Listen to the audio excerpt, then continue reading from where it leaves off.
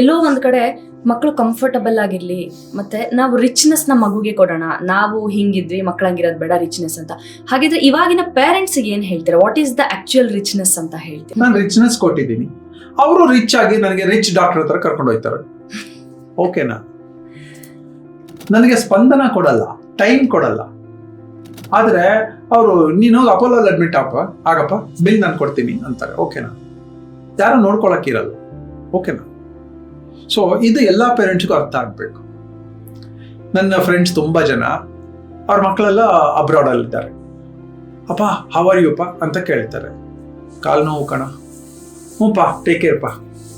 ಓಕೆನಾ? ಆಯ್ತು, ಏನ್ ಟೇಕ್ ಕೇರ್? ನಾನೇ ನನ್ನನ್ನು ಟೇಕ್ ಕೇರ್ ಮಾಡ್ಕೊಳ್ಳೋದಕ್ಕೆ ಇವ್ರು ಯಾಕೆ ಬೇಕಾಗಿತ್ತು?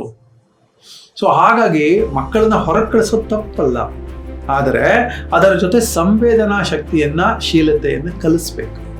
ಸಂವೇದನೆ ಅಂತಂದ್ರೆ ನಂಗೆ ಅಪ್ಪಂಗೆ ಏನೋ ತೊಂದರೆ ಆಗ್ತಾ ಇದೆ, ನಾನು ಅಲ್ಲಿ ಇರ್ಬೇಕಾಗಿತ್ತು, ನಾನಿಲ್ಲ, ಅಟ್ಲೀಸ್ಟ್ ನನ್ನ ಫ್ರೆಂಡು ಅಥವಾ ಯಾರೋ ಒಬ್ಬರನ್ನ ಕೆಲಸದವ್ರನ್ನ ಇಡ್ತೀನಿ, ಅಥವಾ ನಾನು ಬೇಗ ಬಂದ್ಬಿಡ್ತೀನಿ, ನನ್ನ ಕೆಲಸ ಮುಗಿಸ್ಕೊಂಡು ಬೇಗ ಬರ್ತೀನಿ, ನಾನು ನಮ್ಮ ಅಪ್ಪ ಅಮ್ಮನ ಜೊತೆಲಿ ಇರಬೇಕು, ನನ್ನ ಚಿಕ್ಕ ವಯಸ್ಸಿನಲ್ಲಿ ನನ್ನ ಅಪ್ಪ ಅಮ್ಮ ಬಿಟ್ಟಿಲ್ಲ ನನ್ನನ್ನ.